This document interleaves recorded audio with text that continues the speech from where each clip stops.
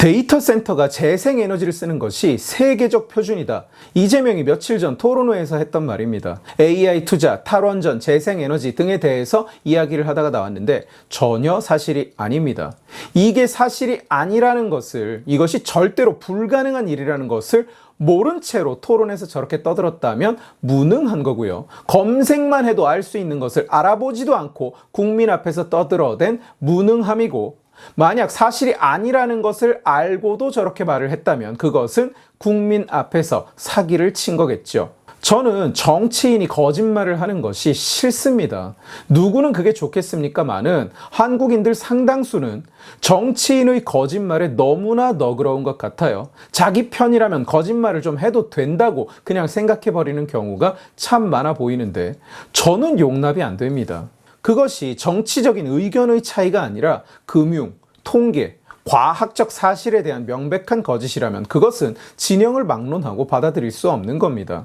AI에 투자하고 데이터 센터를 짓는다. 그리고 원전을 줄이고 재생에너지를 늘린다. 이 두 가지는 근본적으로 함께 할 수 없는, 매치가 불가능한 서술입니다. 마치 펄펄 끓는 아메리카노에 얼음도 같이 넣어서 달라 하는 것과 같은 이야기고요.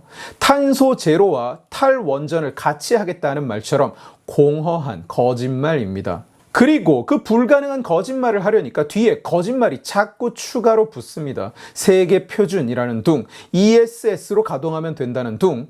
오늘 저는 이 데이터 센터, 재생에너지, 탈원전, 그리고 ESS를 둘러싼 정치권의 저 멍청하고 파렴치한 거짓말을 한 방에 정리하려고 합니다. 우리가 다시는 저 거짓말에 속지 않을 수 있도록.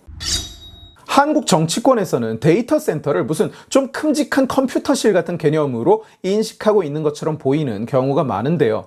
방문을 열고 들어가면 컴퓨터가 많이 있고 사람들이 앉아서 컴퓨터 앞에서 막 일을 하고 있는, 그런데 데이터 센터, 현대의 데이터 센터는 그것과는 전혀 다른 설비입니다. 지금 면적 기준으로 세계에서 가장 큰 데이터 센터가 중국에 있는데 크기가 1제곱킬로미터입니다. 서울시에 있는 동, 행정구역 동, 중 절반 가까이는 1제곱킬로미터가 되지 않습니다. 말하자면 과장을 안 보태고 동네보다도 큰 겁니다. 미국 내의 데이터 센터만 이야기하더라도 제일 큰 것은 네바다 리노에 있는 시타델 0.7제곱킬로미터입니다. 메타에서 지금 짓고 있는 루이지애나의 데이터 센터 면적이 0.4제곱킬로미터입니다. 황학동이나 가리봉동이 메타의 새 데이터 센터보다 작은 겁니다. 이렇게 거대한 설비인데다가 엄청난 열이 나오기 때문에 데이터 센터는 전기를 굉장히 많이 사용합니다. 설비를 돌리는데도, 열을 식히는데도 전기가 드는 거예요.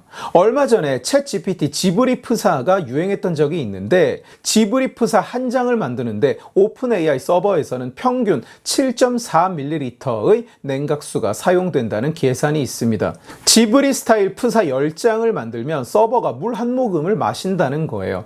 이 모든 것이 다 전기로 돌아갑니다. 현존하는 또는 건설 중인 대형 데이터 센터들은 그래서 보통 100MW에서 150MW라는 굉장한 가동 전력을 가지고 있고요. 네바다에 있는 스위치 시타델은 650MW, 그리고 세계 최대의 전력 용량을 갖게 될 메타의 루이지애나 AI 전용 데이터 센터는 자그마치 설계 용량이 2.226기가와트입니다. 엄청난 전력량을 필요로 하고 또 절대로 끊기면 안 되는 안정적인 전력 공급이 필수적이고, 상식이 있는 사람이라면 이 두 가지 요소 모두 재생에너지와는 결코 맞지 않는다는 것을 단박에 알 거예요. 구글의 데이터 센터가 재생에너지만 쓴다? 전혀 사실이 아닙니다. 그것은 가능한 옵션조차 아닙니다. 구글은 RE100 선언을 한 지 꽤 됐고요. 아까 말씀드린 스위치의 데이터 센터 시타델도 재생에너지 100%를 목표로 선언했습니다. 그런데 이것이 재생에너지를 100% 사용한다는 의미가 전혀 아닙니다. 데이터 센터가 재생에너지를 쓰는 게 표준이라는 이재명의 주장은 RE100이 뭔지, 그것이 어떻게 돌아가는지를 전혀 이해하지 못한 발언입니다. RE100을 그렇게 떠들면서도 저쪽 진영에는 그게 뭔지를 아는 사람이 없나 봅니다. RE100은 재생에너지만 100% 사용한다는 뜻이 아닙니다. 재생에너지만을 골라서 쓸 수는 없습니다. 데이터 센터는 다른 공장이나 산업 설비와 마찬가지로 원래 존재하는 전력 그리드에 연결됩니다. 재생에너지만 사용하는 유일한 방법은 지네가 직접 태양광이나 풍력 발전소를 세워서 거기에서 나오는 전기만 쓰는 건데, 데이터 센터는 멈추면 안 되기 때문에 세상의 그 어떤 데이터 센터도 그렇게 운영하지 않고요. 그렇게 할 수도 없습니다. 태양광에 연결을 했다. 그러면 밤이면 전기가 안 나오는데 어쩔 겁니까? 풍력에 연결을 했다. 그러면 바람이 멈추거나 태풍이 불어서 바람이 너무 세면 전기가 안 나오는데 어쩔 겁니까? 불가능하다는 거예요. 구글을 비롯해서 RE100을 한다는 회사들은 어떻게 하느냐? 이것은 재생에너지를 100% 사용한다는 뜻이 아니라 연간 재생에너지 발전량을 전력 사용량과 매치시킨다는 뜻입니다. 다시 한번 말씀드릴게요. 재생에너지를 100% 사용한다는 뜻이 아니라 연간 재생에너지 발전량을 사용량과 매칭한다는 뜻입니다. RE100의 구조는 그냥 화력이나 원자력 쓸 수 있는 전기를 사용한 다음에 재생 100에서 모자란 용량만큼 그냥 인증서를 구입하는 겁니다. 어차피 골라서 쓰는 건 불가능하니까요. 예를 들어 구글의 데이터 센터가 1TWh의 전력을 사용했다. 그리고 그중 재생에너지가 20%, 화력 50%, 원자력이 30%였다. 그러면 0.8TWh만큼 모자란 만큼 재생에너지 인증서 REC 또는 에너지 속성 인증서 EAC를 구입합니다.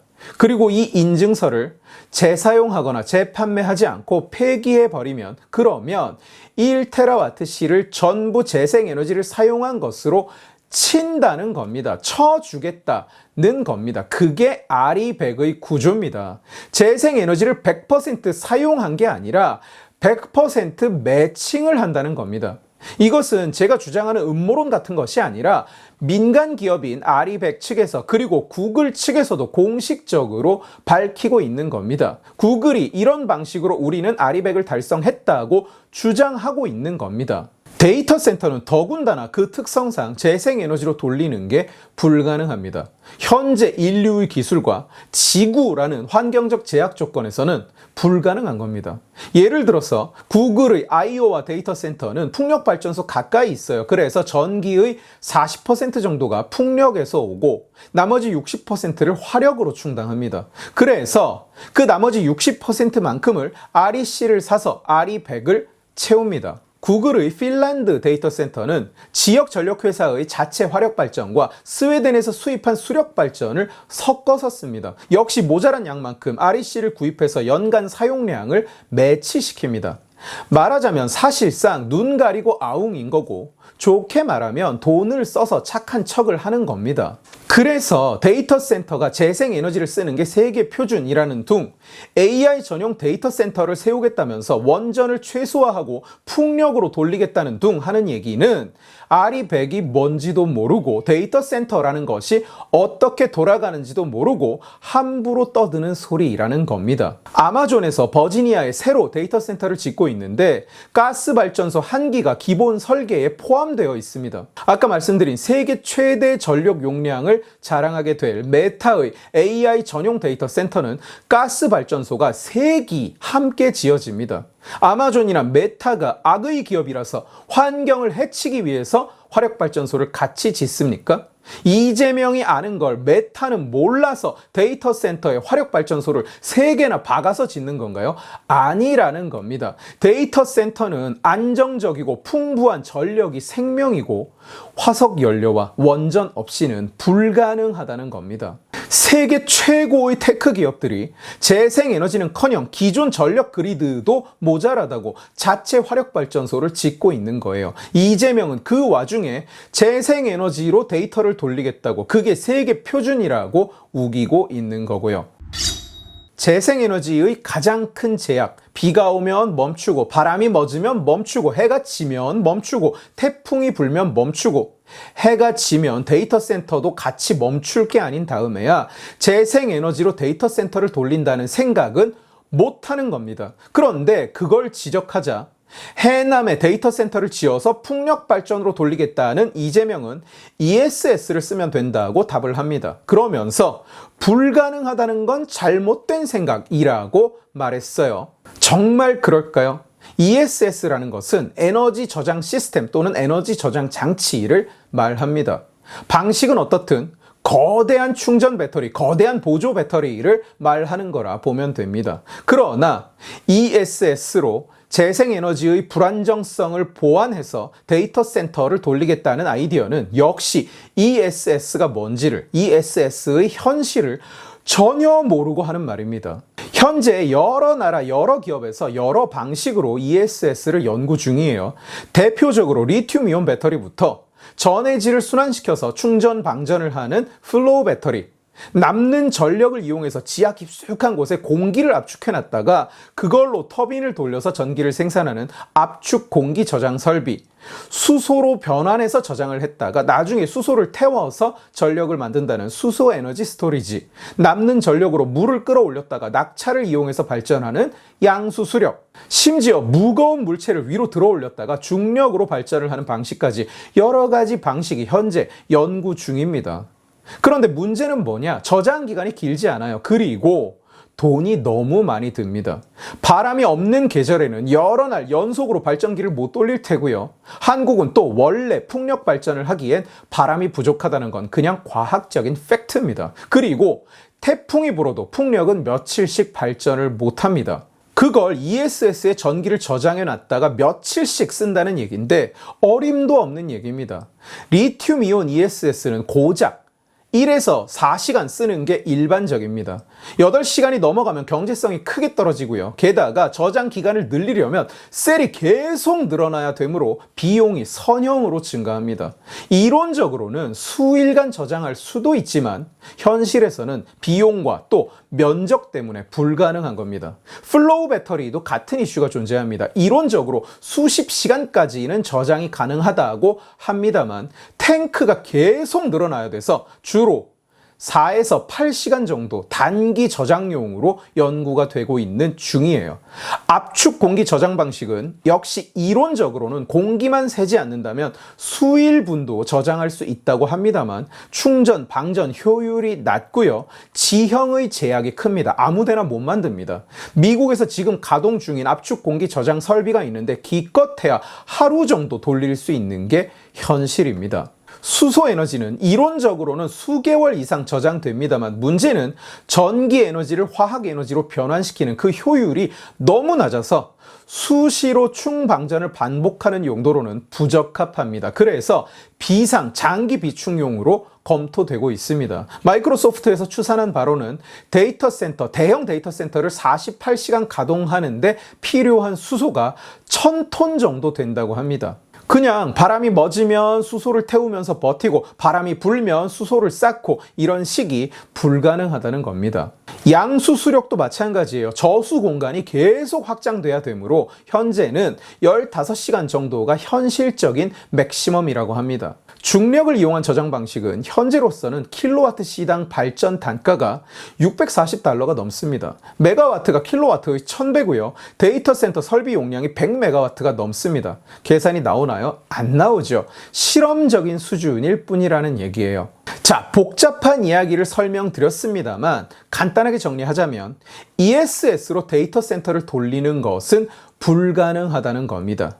해가 지면 멈추고 바람이 멎으면 멈추고 비가 오면 멈추는 재생에너지로 데이터 센터를 가동하면서 그 빈자리를 ESS로 메꾸는 것은 현재 지구상의 기술로는 불가능합니다. 구글조차 아리백이 재생에너지 신용만 하는 거다. 밤 되면 화력발전 돌리면서 낮에만 태양광 쓴다고 생색내냐 이런 비판을 받으면서 다음 단계의 목표로 잡은 게 뭐냐? 24/7 24시간 무탄소 에너지 공급이에요. 무탄소. 재생에너지 100이 아닙니다. 무탄소입니다. 무탄소는 뭐냐?